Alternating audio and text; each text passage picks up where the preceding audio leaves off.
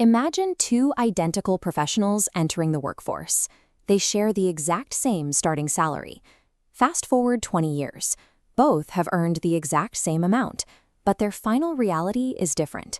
One amassed self-sustaining wealth. The other remains entirely dependent on their next paycheck. Looking at this outcome, the immediate assumption is that one of them simply got lucky. But luck rarely creates this kind of systematic divergence. A specific structural mechanism separates them. The person on the left is acting on a widely accepted misconception about how money actually operates. It is a highly rational, completely incorrect belief that keeps millions of people trapped. The belief is straightforward.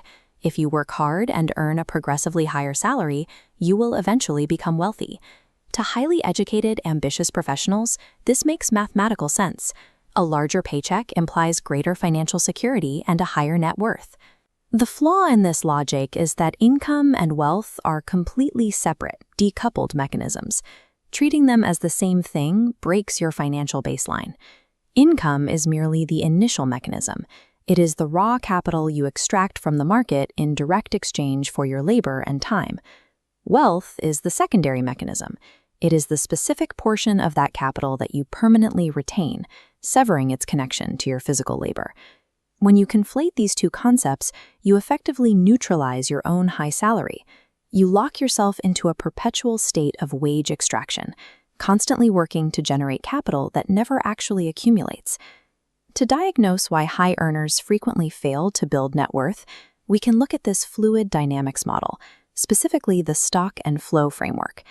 In this system, your income acts exclusively as a rate of flow. It measures the speed and volume of capital entering the system from your paycheck. Wealth, however, is the accumulated stock. It is the actual resting volume of capital that remains permanently trapped inside the reservoir. As a professional's career progresses, say a doctor or a corporate executive earning significant raises, the inflow pipe widens. The sheer volume of cash rushing into the system surges. But here is where the system breaks. As the flow rate at the top increases, the spending rate at the bottom instantaneously scales to match it. The capital rushes out just as fast as it arrives, leaving the standing volume unchanged. Optimizing your economic engine purely to increase flow guarantees zero stock accumulation. It condemns even the highest earners to perpetual labor, forcing them to keep working simply to keep the system pressurized. The trigger that forces this outflow valve wide open is behavioral.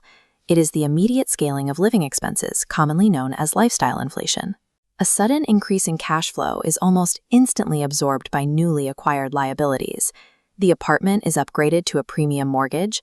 The reliable car is replaced by a luxury vehicle. This pattern is driven by evolutionary psychology. Human beings are biologically hardwired for social signaling and peer comparison. This hardwiring causes us to measure our status not by absolute wealth, but by relative standing. We constantly recalibrate our baseline of success against our immediate coworkers and neighbors. This graph tracks the phenomenon psychologists call the hedonic treadmill. Mathematically, it functions as a continuous drag coefficient on financial growth. The human brain instantly adapts to new luxuries. What felt exceptional yesterday becomes to bare minimum today, neutralizing the satisfaction of the higher income and demanding the next upgrade to feel successful. This continuous psychological recalibration ensures that human desire always expands to consume available resources, mechanically sabotaging the accumulation of wealth. To break this cycle, you have to separate the visible aesthetic of being rich from the hidden mathematics of being wealthy. Because of our inherent drive for social signaling, high-income professionals naturally optimize their spending for maximum visibility. But these visible upgrades are strictly liabilities. They actively drain cash flow and aggressively depreciate in value, offering nothing but the illusion of financial success to observers. True wealth is inherently invisible. It consists of equities, investment portfolios, and ownership stakes. These assets do not broadcast status, but they generate continuous capital. Because actual wealth cannot be seen, modeling your personal financial strategy on the visible lifestyle of your coworkers is a mathematically guaranteed path to zero net worth. The standard middle-class strategy focuses entirely on maximizing earned income. The strategy of the wealthy focuses entirely on maximizing asset ownership. This graph reveals the fatal structural flaw of relying solely on earned income. Wages are inescapably bound to the physical limits of time. No matter how high your hourly rate climbs, your physical capacity for labor cannot exceed the strict 24-hour boundary of a single day. Your earning potential has a hard ceiling. Asset ownership provides a complete mechanical decoupling from physical time. Invest $1, and that dollar functions as an autonomous unit of labor, operating 24 hours a day without sleep, fatigue, or biological limits. The output generated by these capital units instantly creates entirely new capital units. This triggers a chain reaction that expands your capacity completely independent of your own physical effort. When mapped against those strict confines of human labor on this same graph, the difference is stark.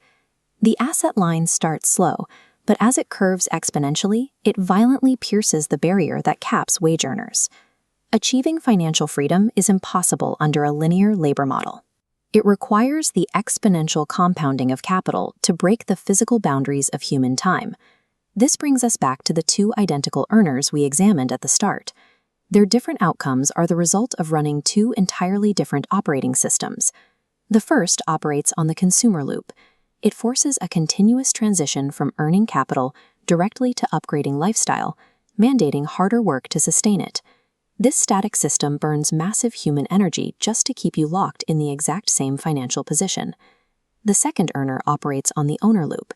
The system transitions from earning capital to purchasing assets, to those assets generating independent income. This expansive system uses the friction of its own momentum to continually increase its mass and output over time. The dividing line between financial failure and freedom isn't the raw amount of effort you expend. It is whether you are feeding that effort into a system designed to consume energy or a system designed to compound it. The primary directive is clear. The sole objective of earning a high salary is to rapidly convert that temporary cash flow into permanent ownership. Generating an impressive income while holding zero underlying equity leaves you structurally fragile. You remain exactly one crisis away from total financial ruin. Relying on a single point of failure, your physical ability to perform labor, to support a massive lifestyle, is a mathematically catastrophic risk. If the labor stops, the entire structure collapses. Real assets replace that single pillar with a decentralized foundation. They secure a base that continues to produce value decades after you have stopped physically working. The necessary shift is to abandon the biological urge to visibly signal your success to peers.